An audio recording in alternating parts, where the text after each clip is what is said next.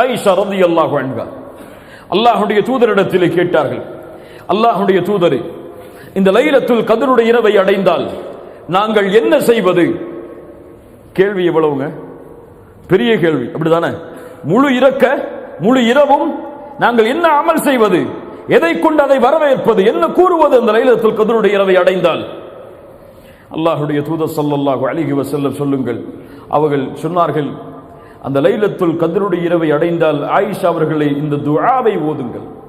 ஒரு பக்கத்திற்குள்ள துஆ அல்ல, 2 பக்கத்தை உள்ளடக்கக்கூடிய துஆ அல்ல, ஒரே வரியில் 3 வாக்கியங்களை கொண்ட துஆ. அல்லாஹும்ம இன்னக அஃபுவுன் துஹிப்புல் அஃப்வ ஃபஅஃபு அன்னி. சுப்ஹானல்லாஹ். இந்த துஆவில் அப்படி என்ன பொக்கிஷம் இருக்கிறது?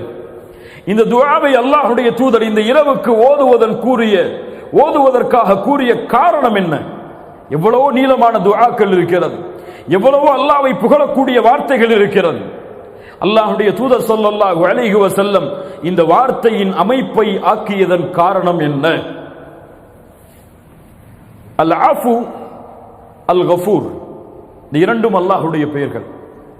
ஆனால் இரண்டுக்கும் அர்த்தத்தை வெளிப்படையாக பார்த்தால் மன்னித்தல் என்று அர்த்தமாகும், மன்னிப்பவன் என்று பொருள்படும். அல்லாஹும்ம இன்னக அஃபு, அல்லாஹும்ம இன்னக கஃபூர். வெளிப்படையாக பார்த்தால் இரண்டும் ஒன்றுதான். ஆனால் அரபி மொழியின் விளக்கத்தோடு பார்த்தால் இரண்டும் ஒன்றல்ல. அல்லாஹுவை இன்னக கஃபூர் என்று கூறாமல் இன்னக அஃபூன் என்று அல்லாஹ்வுடைய தூதர் இந்த லைலத்துல் கத்ருடைய இரவில் கூறியதன் காரணம் என்னவென்றால், நல்ல கவனிங்க, கஃபூர் பாவங்களை மன்னிப்பவன். நாம் பாவம் செய்து அல்லாஹ்விடத்திலே பாவ மன்னிப்பை தேடினால் எம்முடைய புத்தகத்தில் பதியப்பட்ட அந்த பாவம் மன்னிக்கப்படும் இன்ஷா அல்லாஹ். ஆனால் அந்த பாவம் மறைக்கப்படாது, எடுக்கப்படாது அந்த புத்தகத்தில் இருந்து. அல்லாஹ் ரப்புல் ஆலமீன் நல்லவர்களை நாளை மறுமையில் விசாரணை செய்வான். இப்படி அல்லாஹ்வுடைய தூதர் ஸல்லல்லாஹு அலைஹி வஸல்லம் சொன்னார்கள், நாளை மறுமையில் அல்லாஹ்விற்கும் அடியானுக்கும் இடையே ஒரு திரை போடப்படும். அந்த திரைக்குள் அல்லாஹ்வும் அந்த அடியானும் இருப்பார்கள். அல்லாஹ் அந்த அடியானை நெருக்கமாக்குவான். நெருக்கமாக்கி கேட்பான், தஅரிஃபு தம்ப கதா, தஅரிஃபு தம்ப கதா, இந்த பாவம் உனக்கு தெரியுமா? இந்த பாவம் உனக்கு நினைவிருக்கிறதா? இந்த பாவத்தை நீ அறிவாயா என்று அல்லாஹ் ரப்புல் ஆலமீன் அவன் செய்த பாவம் அவனுக்கு நினைவை அல்லாஹ் ஏற்படுத்துவான். விசாரிக்க மாட்டான், நினைவை ஏற்படுத்துவான்.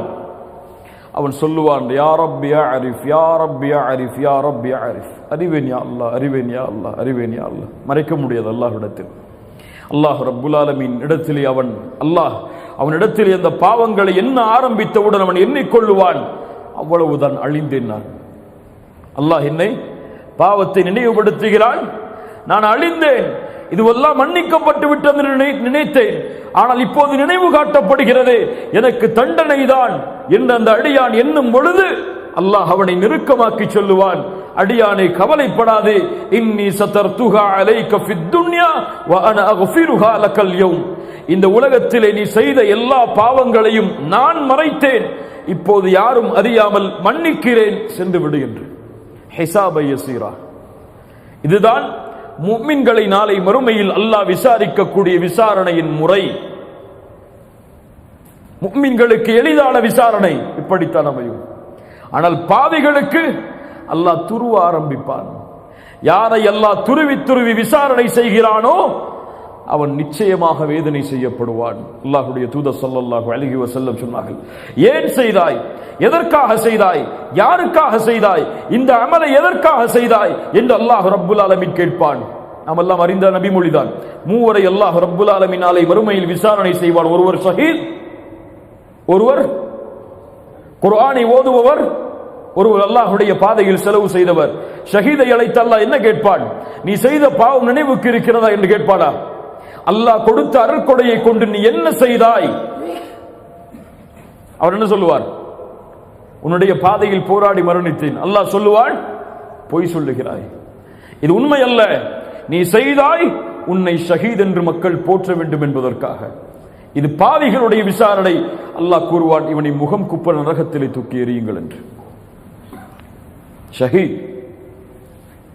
அல்லாஹ் ரப்புல் ஆலமீன் பாதுகாப்பானாக. இது கஃபூர்.